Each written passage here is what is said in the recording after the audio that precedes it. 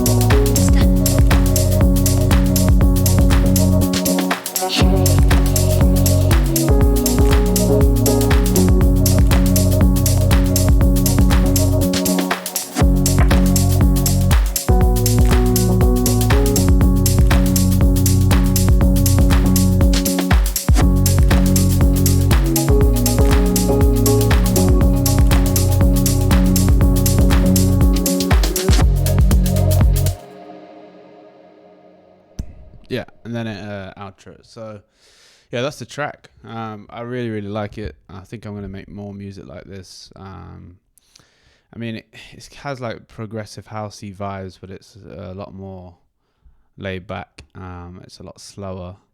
So yeah, I don't really know. If someone knows the name of this genre, then please tell me. I think it's like organic house. I don't know. Anyway, so let's get into it. So first, I've got this sidechain channel, which is just a kick channel. It's like the kick basically turned off, and I'm just using it as a signal because I need to use that in certain points. I know I could do this a different way. Someone told me before, but hey ho, that's the way I'm doing it. Ooh, sorry. Don't drink beer and try and do YouTube videos. Okay, so I've got this low end section. Haven't actually done this before. Well, I have done it before, but not consistently done it. So I wanted the low end to be like the main focus of this track. Like the track's really warm, and like the roads are such a strong point, and I want them to all work really well together. So I process them together. Just put a bit of a compressor, and I haven't actually done that much. It's just all in one group. It's just mainly the compressor that is just knocking anything that's in that low end group down, and just basically gluing them together. So let's listen to the low end.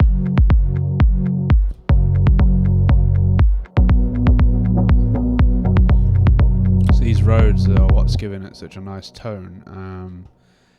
These roads I got from a Marabou State Pack. I think I've spoke about it a million times. It's on Loopmaster.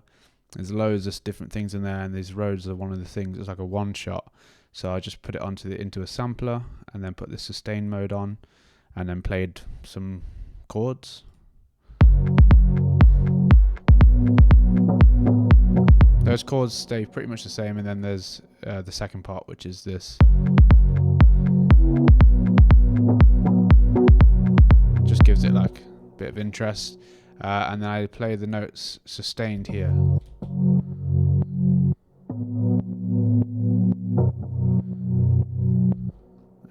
It is actually clipping a little bit with this.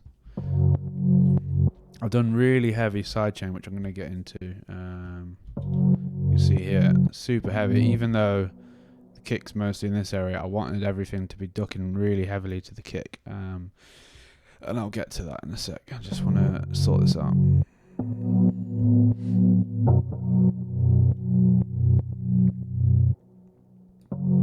Let me see if I can hear it in the mix.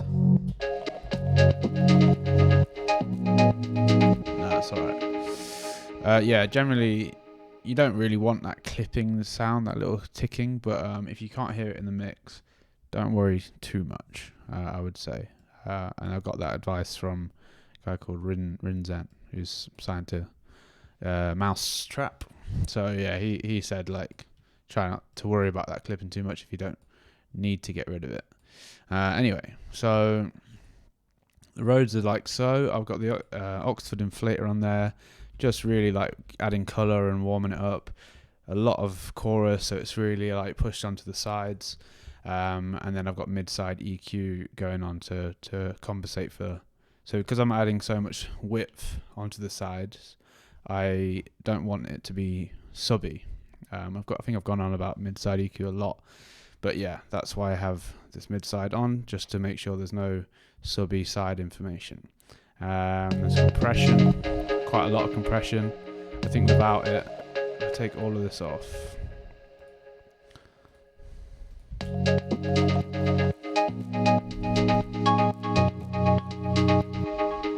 then on.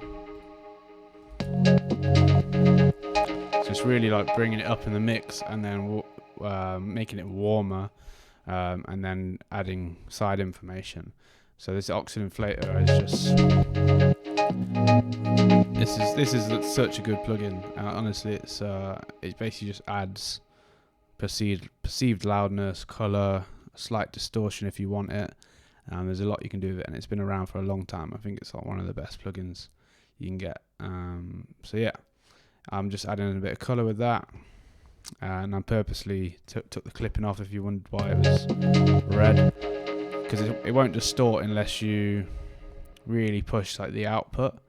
I just wanted it to affect over the 0 dB mark, which is something that this inflator can do. Anyway, we'll move on. So yeah, we have compressors, EQ, and then the sidechain compression, which is being automated to turn off. Don't need this tuner on anymore. And what else? Then an auto filter and this sub sorcery. So this is another EQ. Because it was a bit heavy here, I wanted it to just basically compress just in that area. And actually, to be fair, I should have put that onto the sides, because no, I'm going to leave it there. So the stereo signal, the mid and the side, it's just going to duck in that area where it's mostly playing, because otherwise it can get a little bit muddy and a bit pokey. Okay, so I wanted to just talk about this trick here, right? So I've got it heavily side-chained through most of the time that it's playing. So here you won't hear it because there's no kick signal, but here you will. So that kick's really like punching in, and then I think I take it off here, and then for the rest of the track it's off. Okay, and I'll show you the difference.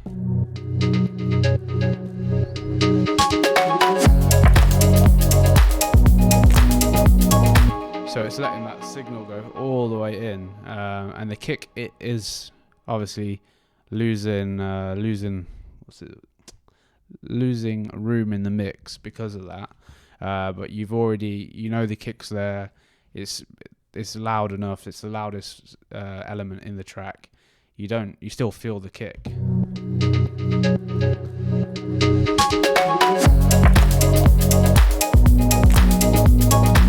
But it is very different But for me, I really wanted this sub to like drive the track, which is very different. I suppose people wouldn't advise you to do this. You should always have the kick as the loudest, blah blah blah. But I really liked this effect, because you're so used to it like ducking to the kick, and then you get this big blast of this nice warm road, which is kind of the star of the track.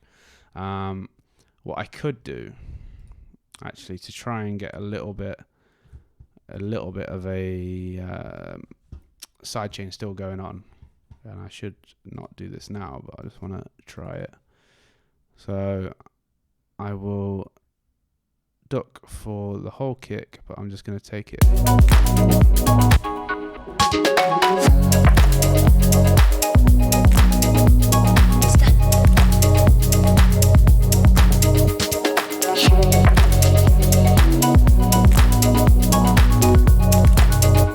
And I think I just want this.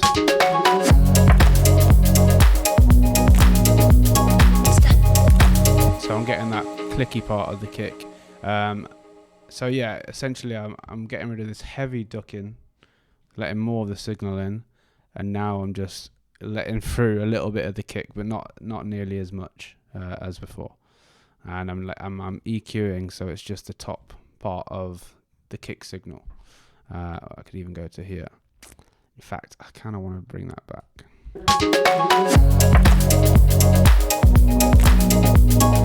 Yeah, so I'm still getting that kick come through. But yeah, I'm going to move on from that. I thought that was just a cool little trick, which I think really does help drive the track. So yeah, I've got this side chain that stays on the sub because it's in such a dominant area of the kick. I couldn't do the same thing with this sub. Yeah, so this sub is just created in Diva. It's pretty simple, to be fair. It's this DCO. The sub thing is all, well, you can see the parameters as they are, and then the boost is down here, which is giving it like a lot of warmness. But this is a really simple patch that you could just replicate very easily. So yeah, I just wanted a sub to carry, because this Rhodes doesn't really have a lot of sub. I could definitely get away with this track not having sub, but because it's enough, like it's warm enough. There's quite a lot of bass in these Rhodes, but I just felt like it needed that little bit more push it. And you see I don't really use it through all of the track. It's just like it's to add like a next level in the track.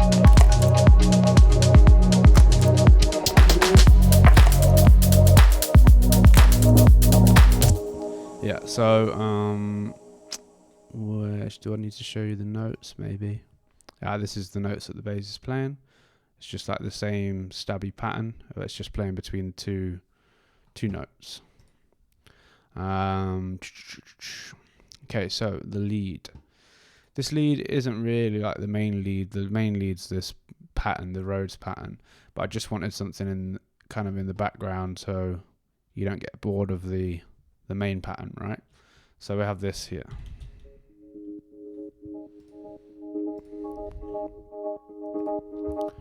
I made this in Serum. So it's a sine wave and a triangle wave.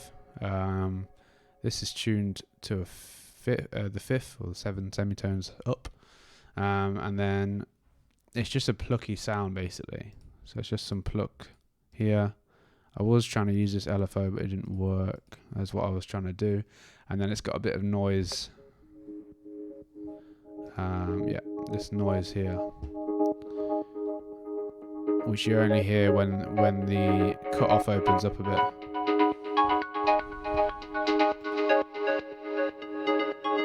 Otherwise, it's just like, it's still nice, but I wanted like something to support it.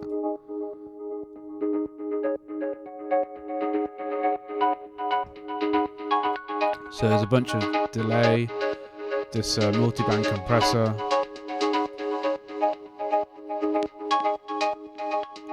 just bringing it out a little bit, and then I was just controlling it in different areas, so I pushed in some of the sub, and then gave more to the mid area.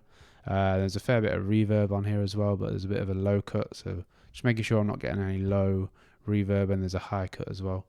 But mostly this sound, like the lushness of the sound is in this echo.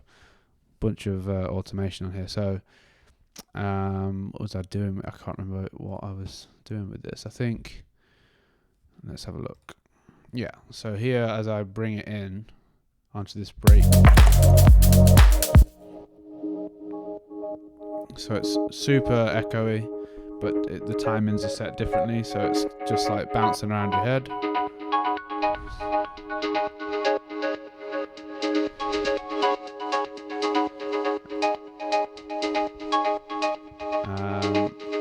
There was something I was doing with the reverb.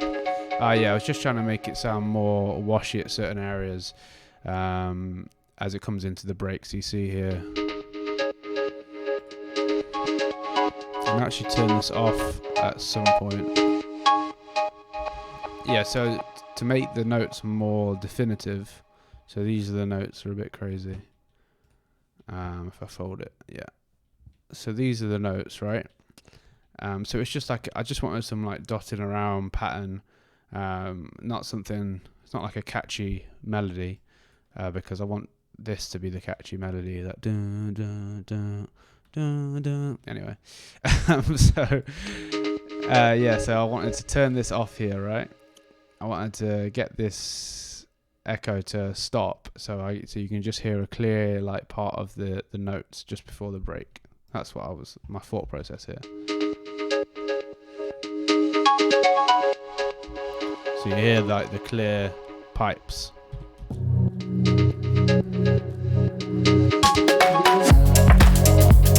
And then it goes back into like the spacey, echoey lead. So I'm trying to think if there's something else I missed. The dry wet, I do it again here. Yeah, so basically me turning it off is the same as me putting the dry wet down. I don't know why I did it in a different way, I'm just a bit weird. And then I turn it off here. Well, I slowly turn it off to make it more definitive here, like more clear.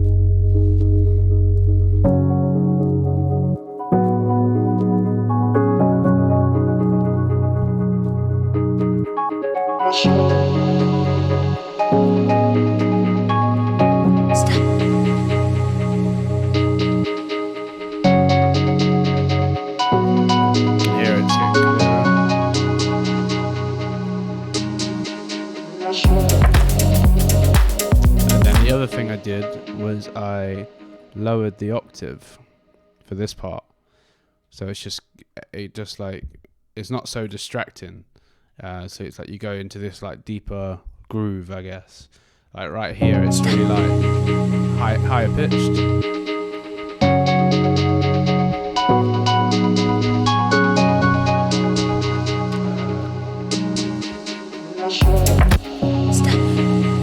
Sorry. So this dips in octave. So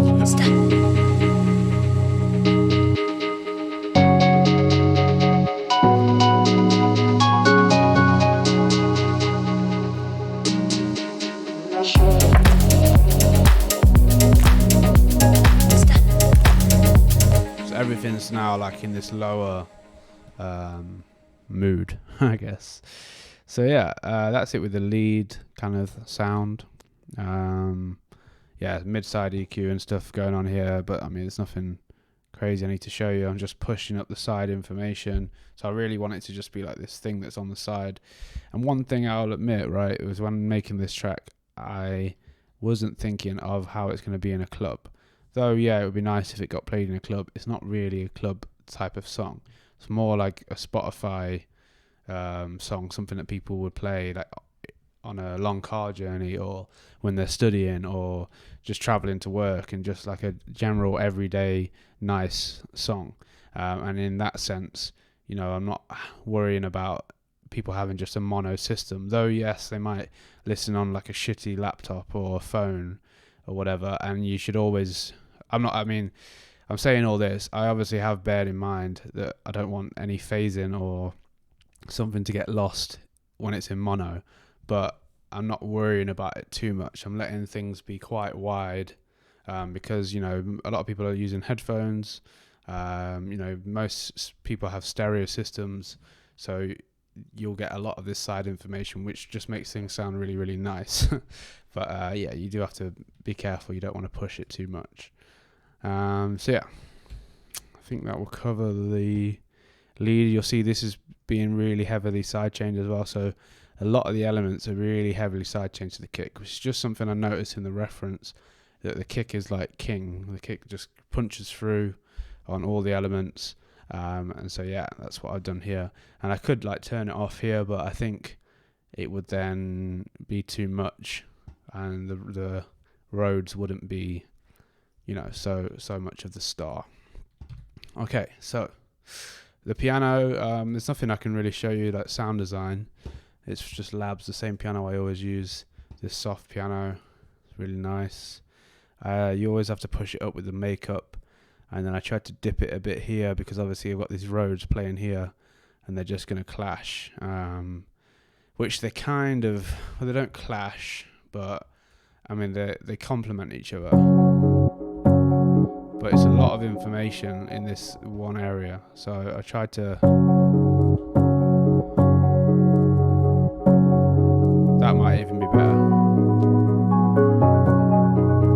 Yeah, I think I might actually do that because it's a bit too much.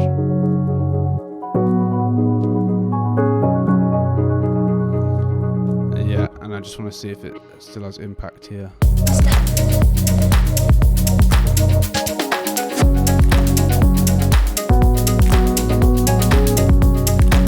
So I can push it up here, right, because the Rhodes aren't so dominant in that area. Let's close all this down. Like I push the sides up here, but mostly this Rhodes is like, it's in this area, and like this area here. And then the piano is taking over this part.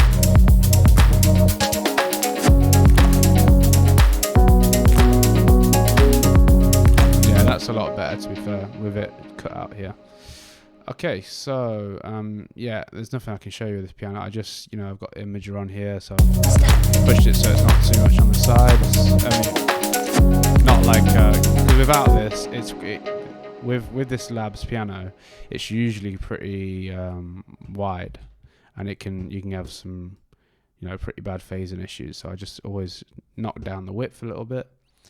Could just do it with this, but I don't really trust this utility. I like to be able to see what I'm doing. Let's turn that off. Okay, cool.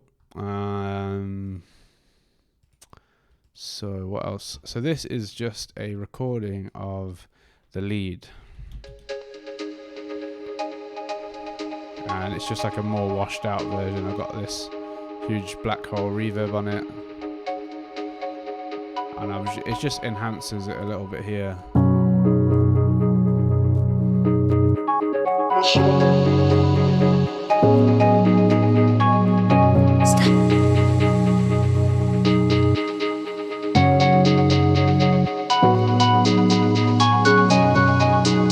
I think without it,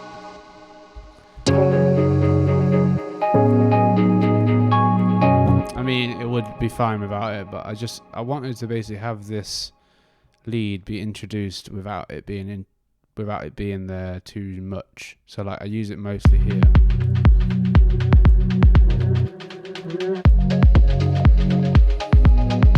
So you know it's there, but it's not like bothering you.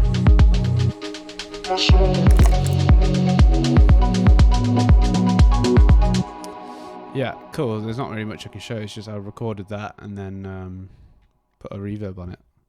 There's some return stuff as well I could show you, but it's mostly just like reverbs. There's a parallel like saturation / compression here that I've used for the drums, and then this echo boy is just like a delay that I use for some of the hats to add like a certain groove. Yeah, so let's get into the vocal.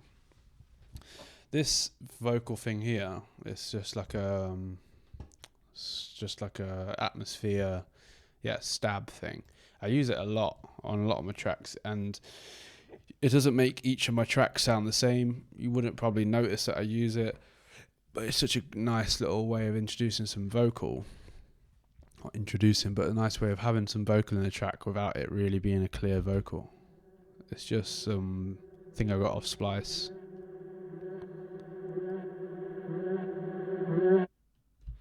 And yeah, it's really good for transitions.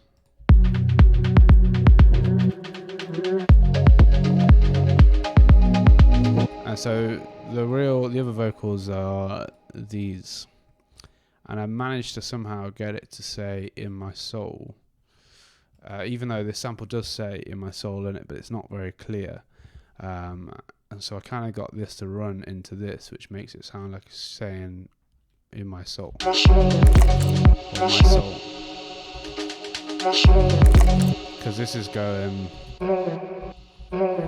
and that's going. Really, it's saying "muscle," and that's going "soul." So I kind of did it by accident, but yeah, it works.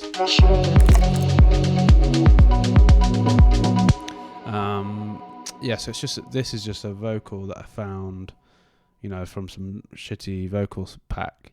I put it in, found a section that I wanted, and then I took the formants down.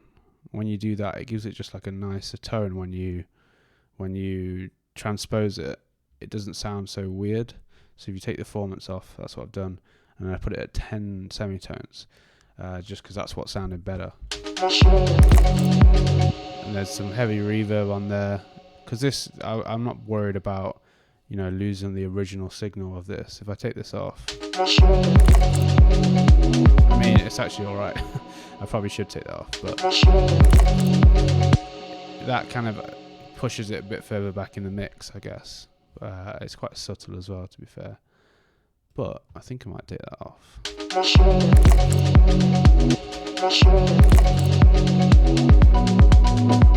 Yeah, I think it makes it a little bit clearer with it off. This isn't doing anything, it's just boosting the volume.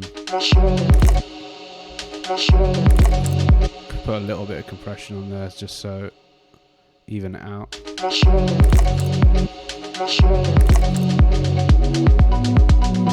Yeah, that's it. And then these little ones are just other parts of the same vocal sample, just different words, and then they're just transposed differently. So this one,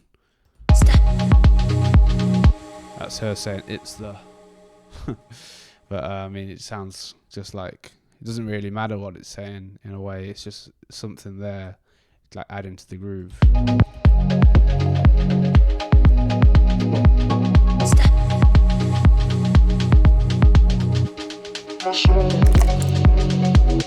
Yeah, it's just something there. And I got these ideas from Hessian, who is an artist who makes similar music to this in a way. But yeah, he's someone who I'm going to collaborate with and probably bring this track out on an EP with him. So yeah, he does a lot of this vocal stuff where it's just like little words that you just make them sound good with effects and stuff like that. And you can just use them throughout your tracks, and it works really well. So yeah, I'd advise that if you're really struggling to find vocals, just find some vocal sample, like whatever it is, as long as it's got as long as it's in key. Even though then you could transpose it even if it's not in key.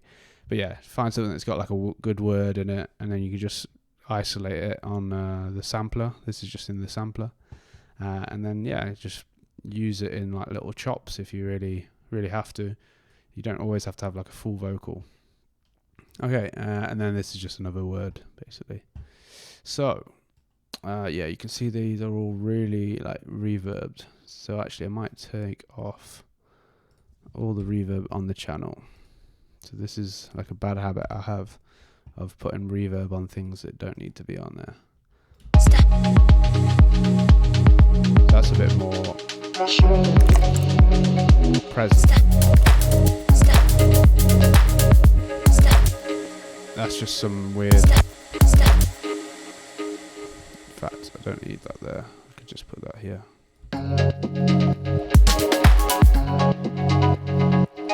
Oh, not at all. Yeah, cool. So that's the vocal. So let's go into the drums.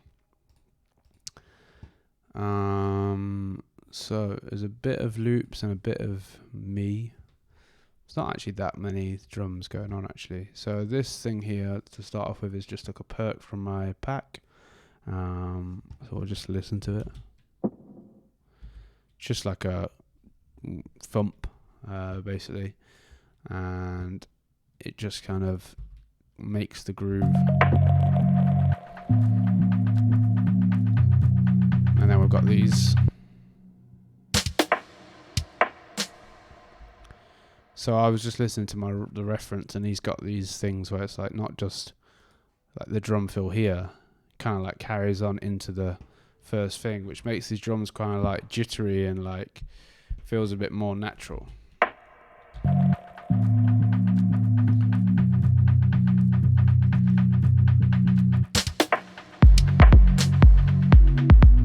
You know, it's just some added interest. And all this is just a drum rack with a bunch of sounds that I think are nice. Some from my pack, some from Production Music Live, some from like some organic house pack or whatever it is. A bit of width, and then loads of reverb on here because I just wanted it to be like this really like nice, lush drum sounds that just like are quite pushed into the back. They're not too in your face. And so yeah, that's why. And then with the EQ, I've just boosted it up here and then turned the volume up a little bit and compressed it. Actually should take that out. So if you, with the attack quite open or quite slow, as you would say, I'm letting more of the transient through. If I close it,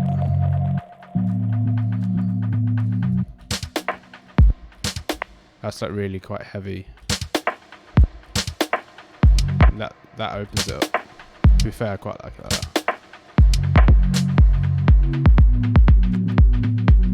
Okay, these hats. Well, no, actually, let's go in order. This loop is, there's absolutely nothing for me to show you on this loop. I've just EQ'd it. It's just a loop of quite nice.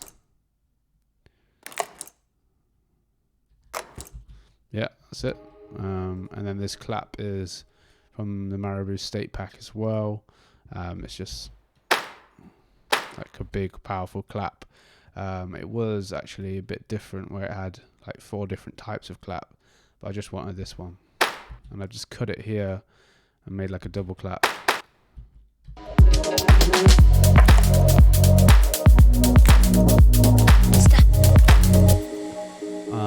Cool. And then what's this? Oh, this is a reverse snare. just introducing into the groove. Nothing too big. It's like not very obvious, but it just, it really helps. This is just a loop again from Production Music Live, just a hat loop. I'm not gonna lie, I love using hat loops. I just it's just easier and they are nice. And this is another one. It's just like a brighter one. It's actually a little bit too bright. Just can hear something.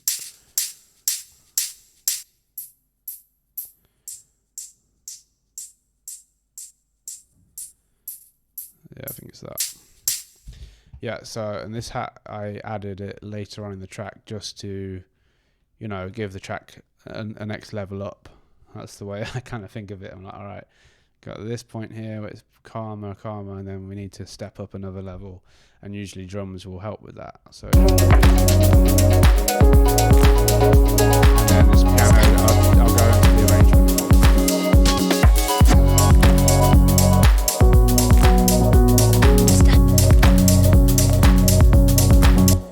So yeah, these hats, I want to show something here. It's quite a cool little trick I'm doing. So I found a hat sample through Production Music Live. This dry hat. Sorry. And what I'm doing is with this fade in.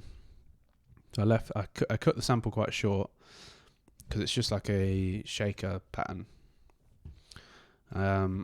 And yeah, I cut it quite short, and then with the fader I just put this LFO tool on, which you get through Max for Life, and that's making it so you get in the clicky transient part, and then sometimes you're not, which would be like someone playing live on a hat. They're not always going to hit exactly the same, or if they did, it might sound good, but for me I would rather it sound a little bit different, almost kind of jittery. And I think for this type of music, that's what you want. Nothing's like perfect. It's all a bit, imperfect. And that's what makes it sound interesting, I think. So yeah, let's listen to...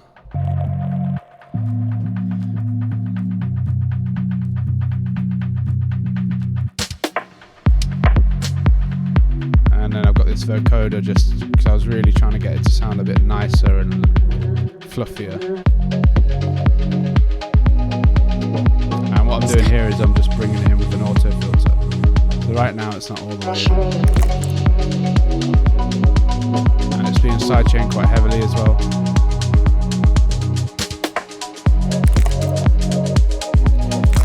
So you kind of get in a sense that the track is rising.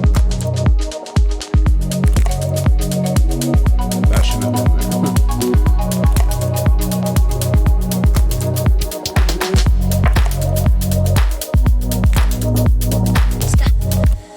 So yeah, it's just a cool little trick. I thought I've not done that before with the LFO tool on the fade in, but I might do that again. I quite like it.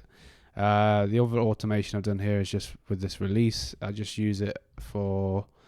I can show you. Say like here.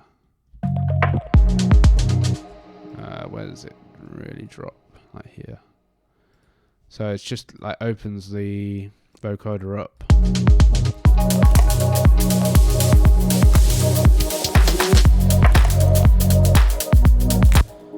It's a little bit too much for this type of music.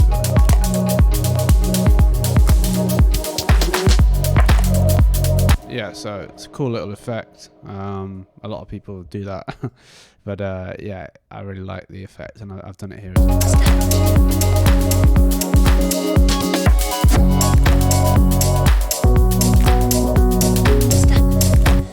And then this is just like the same hat, just doing like a little roll. To be fair, I don't think I need it. Or maybe I did. Yeah. In fact, I'm just going to copy this. Make it a little bit cleaner. I think the pattern was a little bit strange before. Okay, and then yeah, this open hat here, this background noise. So this is just some weird thing I found.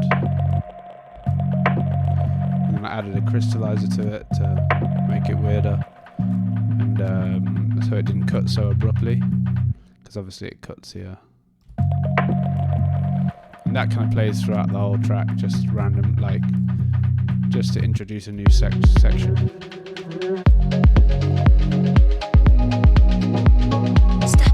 And then the other thing is this. It's got all this like crackling in and stuff. But yeah, it's quite a big part of the track, but you wouldn't really focus on it. It's just like...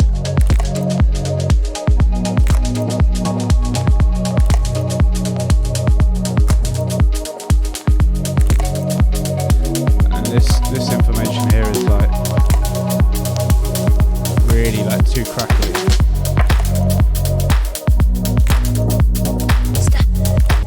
And then I've just got this vinyl crackle that goes pretty much all the way through, apart from right on the last drop. I just wanted it to be a bit more clean, but you know, you can definitely hear it. It's just something there that's like giving it that vintage tone. Okay, so that's all the elements. I guess I just could show some of the arrangement. In fact, the arrangement, to be fair, I think I need to fix a little bit. Like the track picks up here, and then I do a bridge a bit too soon. I should use a reference really and copy it to that, but that's not really not my style. But yeah, all right, I'm gonna go over the reference now and then fix it, and you guys can just kind of watch and see what I do.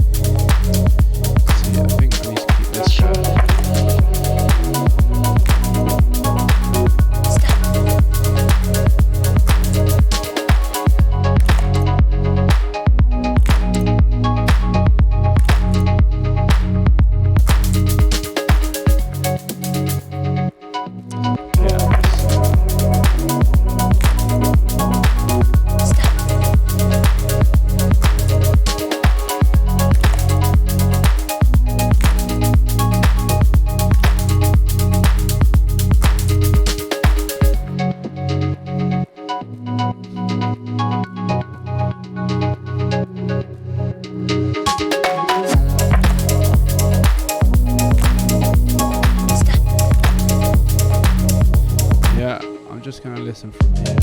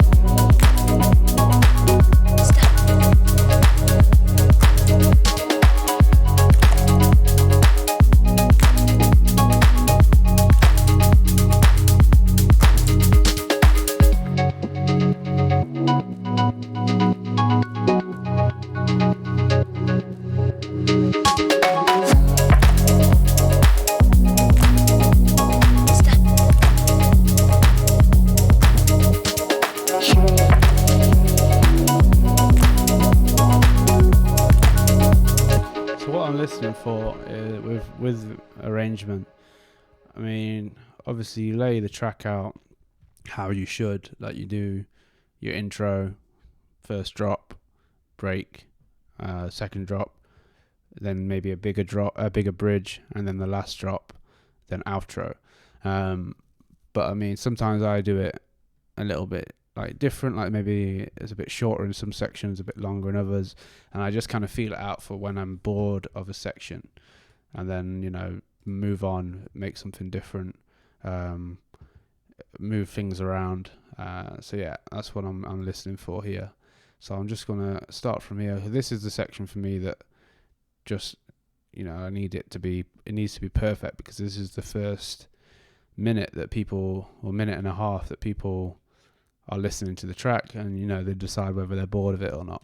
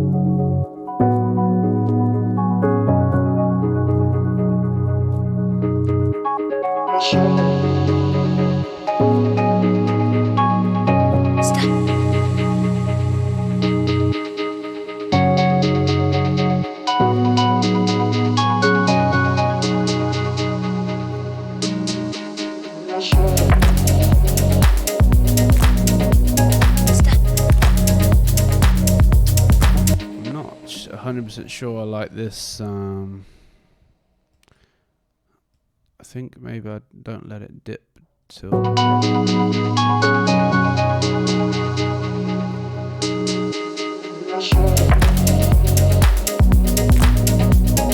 Yeah, I think that's better. It's just a little bit strange with it ending. I did have it ending like this. Yeah, actually I want to keep that.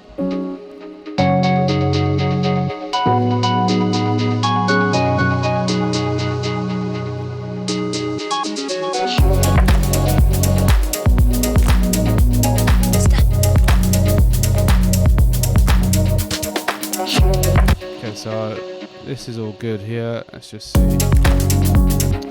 I'll just set a marker. Last drop. And then piano comes in here. Piano. And then kind of like the drop 2.0.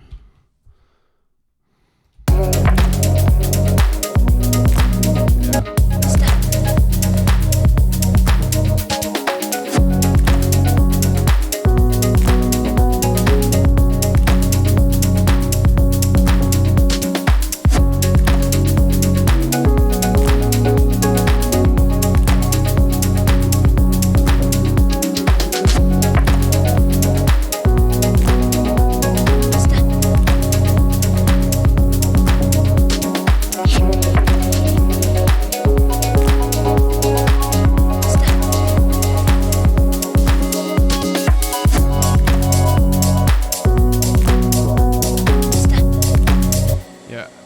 I like the bass kind of like changes the mood and make it sounds a bit, something's like a bit off, but in a good way.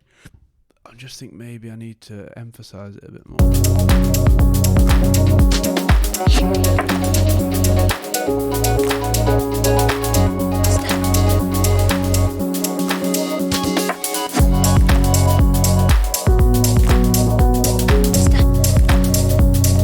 Yeah, I think that maybe I take away this. It's all, yeah, this.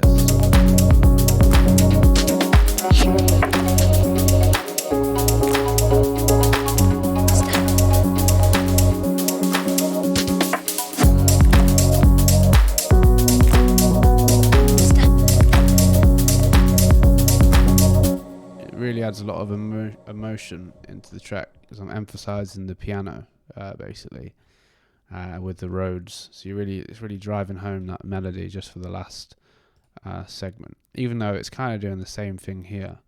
I think it just emphasizes it more here because I kind of let it sing a little bit on its own here.